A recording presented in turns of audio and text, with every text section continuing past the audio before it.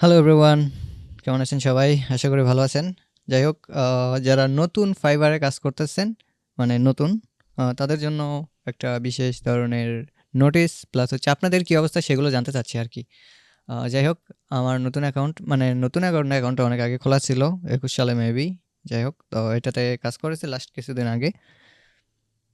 Maybe ২ মাসের মতো কাজ করার পরেই আমার গিগ রান করে। আমি গিগগুলো দেখাই আপনাদেরকে।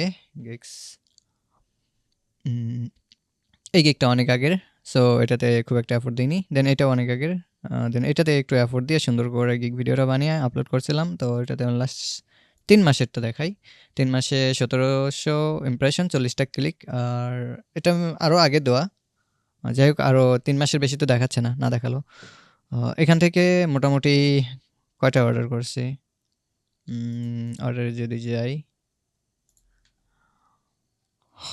এখানে ৭ টা অর্ডার কমপ্লিট করা আছে। হ্যাঁ, ওই একটা গিগ থেকে। আরেকটা বিষয় বলি, সেটা হচ্ছে আমার একটা লোকাল ক্লায়েন্ট বাংলাদেশী। ও হচ্ছে আমাকে ফাইবারে আমার গিগটা দেখে আমাকে অর্ডার করে নক দিয়ে। উনি হচ্ছে একজন গ্রাফিক ডিজাইনার, তো ওনার জন্য হচ্ছে একটা ভিডিও লাগবে গিগের জন্য। উনি আমাকে স্যাম্পল দিছে, আহামরি কিছু নয়। ইমেজ-টিমেজ হাবি-জাবি দিয়ে একটা স্লাইড প্লাস মোটামুটি লেভেলের একটা ফাইবার গিগের জন্য একটা ভিডিও বানাতে হবে। ওনার ডিউরেশন হচ্ছে ১ মিনিট, অ্যাভারেজ ১ মিনিট। তো উনি আমাকে অফার করছে। আমি ওনাকে বললাম যে, "আপনার বাজেট কত?" বলতেছে, "আমি হচ্ছে আপনার ফাইবারে দেখলাম যে আপনার যে রেট, ওই রেট অনুযায়ী আপনাকে আমি দিব।" আমি বললাম যে, "ভাইয়া, ফাইবারের রেট ওইটা আসলে হচ্ছে অ্যাজ এ ভিডিও এডিটর ওই রেটটা ফিক্সড থাকে না। কারণ ভিডিও রিকোয়ারমেন্টের উপর ডিপেন্ড করে, ক্লায়েন্টের ইচ অ্যান্ড আদার এভরিথিংস এর উপর ডিপেন্ড করে সেটা হচ্ছে বাজেট নির্ধারণ করা হয়।" তো সেটা কিভাবে করায় দেখেন, আমার এই গিগটার হচ্ছে প্রাইসিং কেমন ছিল আমি দেখাই।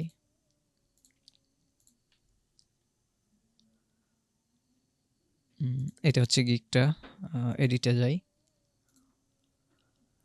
এখানে হচ্ছে প্রাইসিংটা, এই যে প্রাইসিং দেখেন, এখানে প্রাইসিংটা ছিল হচ্ছে মাত্র $5 বেসিকের জন্য। স্ট্যান্ডার্ড হচ্ছে $10 আর হচ্ছে অ্যাডভান্সের জন্য $15।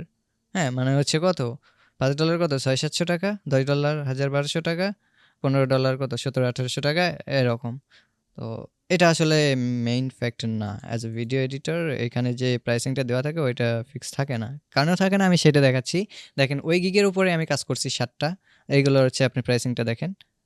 এটা ছিল $5 এর প্রজেক্ট। এটা ছিল বাংলাদেশী। আমি এই বাংলাদেশীদের দেখলেই আমার রাগ উড়ে যায়।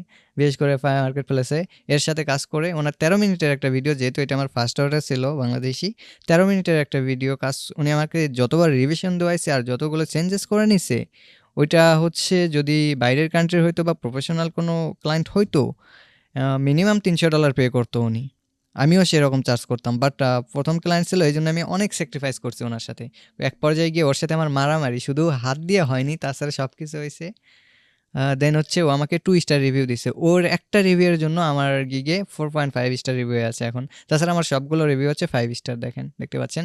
আর হচ্ছে বাজেটের কথা যেটা বললাম সেটা হচ্ছে, ১ম অর্ডার তো $5 ছিল বাংলাদেশী। উনিও সুযোগে হচ্ছে কাজে লাগাইছে। দেন পরেরটা ছিল হচ্ছে $50, তারপরেরটা ছিল $80, তারপরেরটা $5 ছিল। ওইটা হচ্ছে উনি আমাকে কথা হয়নি। উনি আমাকে সরাসরি ওই গিগে আমাকে সরাসরি অর্ডার করে ফেলছিল। আমি হঠাৎ করে একদিন দেখি যে, কিরে, এই অর্ডারটা কে কনফার্ম করলো? পরে ভাবলাম যে না, ও হচ্ছে নিজে থেকে আসলে ইয়ে করে আমাকে অর্ডার কনফার্ম করছে। এইজন্য এটা উনিও 5 স্টার রিভিউ দিছে। দেন পরেরটা ছিল হচ্ছে $20, তারপরেরটা ছিল হচ্ছে $50, না এটা 50 না, এটা ছিল হচ্ছে $45 মেবি। পরে উনি $5, $5.5 টিপস দিছে আমাকে। তারপরেরটা ছিল $45। তো এটা বুঝতে হবে যে হচ্ছে গিগে যেই প্রাইসিংটা নির্ধারণ করা থাকে মূলত ওইটা এক্সাক্ট না। ফর ভিডিও এডিটর, ডিজাইনের জন্য এটা আলাদা হইতে পারে, সেম থাকতে পারে। Lead generation, digital marketing, YouTube SEO etcetera, other যেগুলো সেক্টর আছে ওইগুলোর জন্য ফিক্স থাকতে পারে। বাট ফর ভিডিও এডিটর এখানে গিগে যে প্রাইসিংটা নির্ধারণ করা থাকে ওইটা এক্সাক্ট থাকে না, এটা বুঝতে হবে।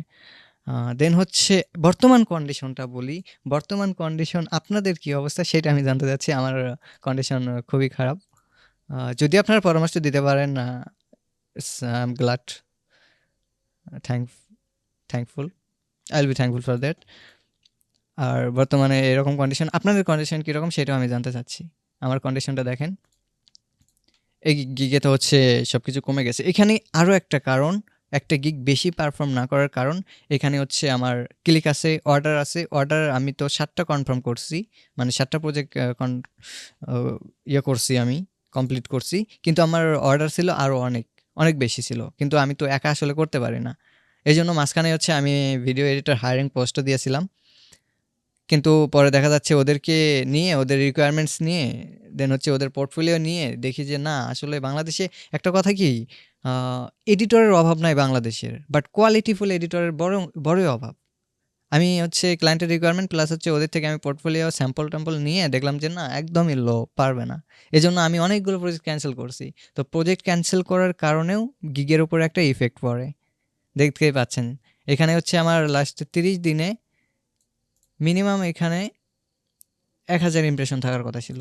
7 দিনে কত দেখেন, 7 দিনে হচ্ছে মাত্র 136। 7 দিনে এখানে মিনিমাম 500 থাকার কথা ছিল, ক্লিক করার কথা ছিল 30-40টা, কমে গেছে।